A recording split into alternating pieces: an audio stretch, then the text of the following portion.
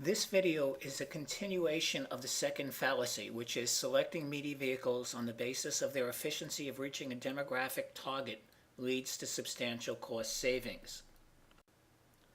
In the previous video, evidence was presented which clearly showed that selecting media vehicles based on their efficiency of reaching a demographically defined target audience can result in media inefficiencies.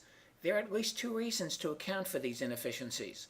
The first is obvious. Demography is generally a terrible predictor of consumer behavior. The second is a little less obvious and stems from the fact that the volume contribution of non-target members is totally ignored.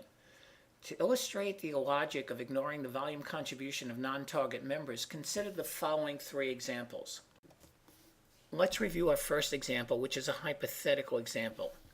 An investor, who's also an ex-media buyer, wants to purchase a restaurant. He has two restaurants in mind, both of which cost $10 million, and both have the same overhead.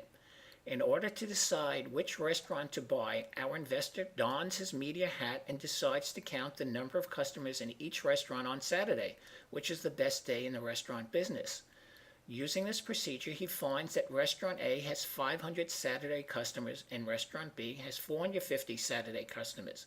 Accordingly, our investor decides to purchase Restaurant A. At first glance, the logic used to select Restaurant A appears sound. Further inspection reveals, however, that this logic has two serious flaws. First, our investor should have counted receipts, not customers. Second, our investor failed to measure each restaurant's performance during the remaining 6 days of the week.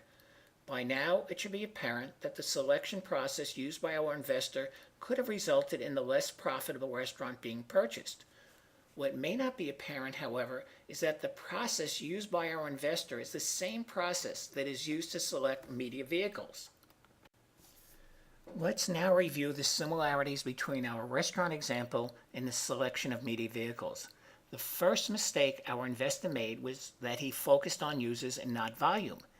Instead of counting receipts, our investor counted customers. Media buyers count people reached instead of counting the category or brand volume consumed by these people. The second mistake our investor made was that he employed a truncated analysis. Our investor counted only Saturday customers and disregarded the contribution of the customers who frequented the two restaurants during the other days of the week. Similarly, media buyers count only the people reached within the target segment and disregard the volume contribution of non-target members. Now let's review our second example, which is also hypothetical in nature. A researcher wants to predict each student's grade in an elementary psychology course. To accomplish this task, the researchers provided on a student-by-student basis the results of 5 regular tests and the results of the final test. Each of the regular tests counts 10% towards the course grade, and the final test counts 50% towards the course grade.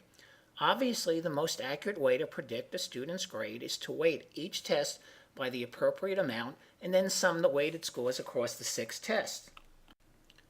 Although this appears to be a no-brainer, it is not what is done when selecting media vehicles. When media vehicles are selected, it is assumed that the user and volume contribution of non-target members is absolutely zero. Such an assumption is not only illogical, it can lead to substantial cost inefficiencies, as the following actual example illustrates.